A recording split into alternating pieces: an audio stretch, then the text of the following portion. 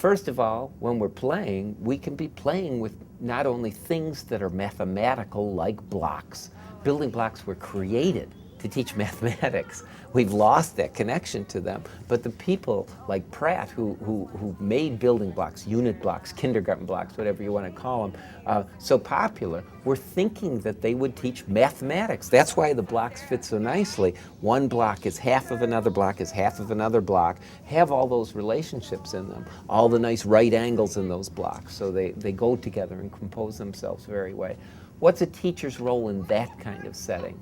Well, you want to make that setting. You want to have lots of blocks. You can't have too many. So many kindergartens that go in nowadays don't have as many blocks and don't have the time the kids need to do interesting things with those blocks. But what else besides providing that setting?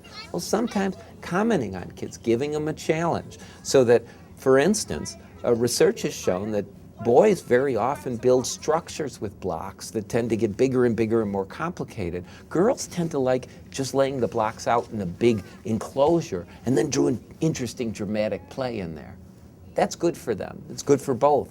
The girls are missing out a little bit on the spatial and geometric challenge of building interesting structures with blocks. So you tell them, don't do that, girls, build like the boys do. Not at all. But you can give them challenges that will help them build the same kind of skills within the dramatic play that they're enjoying. For instance, just telling them, this is a great house, but those walls aren't high enough for those dolls. So how could you build those up just to make a second level? And then coming back, you got a doorway there, but I don't see a top. We're not going to be able to get a roof over there.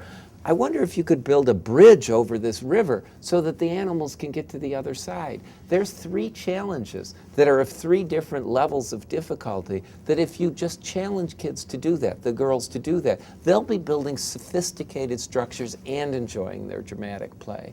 So the teacher's role is setting the environment, stepping back and observing what's happening, and then entering the play just enough to give them a challenge and start talking to them about, well, why did you use that long block there? Oh, the shorter one wouldn't reach. Okay, then what can you do to support that in the middle? In these kind of things are very important. Yes, absolutely.